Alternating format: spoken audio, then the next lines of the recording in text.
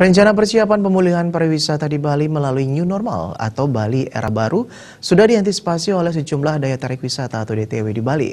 Saat ini DTW membuat standar operasional prosedur atau SOP yang berpedoman pada protokol penanganan COVID-19.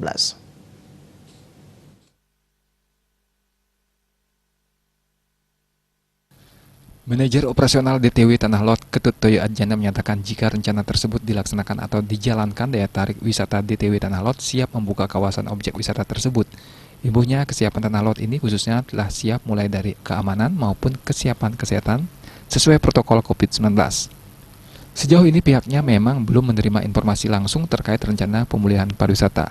Meski demikian, pihaknya sudah mempersiapkan diri jika wacana tersebut direalisasikan. Kesiapan tersebut diantaranya untuk keamanan mengacu pada SOP standar yang sudah berlaku. Kini SOP tersebut ditambah antisipasi kesiapan kesehatan, pencegahan COVID-19 di kawasan. Hal itu sudah dilakukan dengan penyediaan 2 alat pengecek suhu tubuh yang rencananya akan dilakukan di pintu masuk. Selain itu, pihaknya juga membuat 8 titik tempat cuci tangan di sekitar kawasan wisata. Sejak kawasan DTW Tanah Lot ini ditutup sementara, hingga saat ini manajemen sudah secara rutin melakukan penyemprotan desinfektan di sekitar kawasan, termasuk melakukan perawatan di kawasan. Harapannya akan membuat wisatawan nyaman berada di kawasan ketika dibuka kembali. Jika dibuka nanti, menjaga kesehatan di kawasan tetap yang utama, termasuk juga pengunjung harus memakai masker sebagai antisipasi pencegahan COVID-19.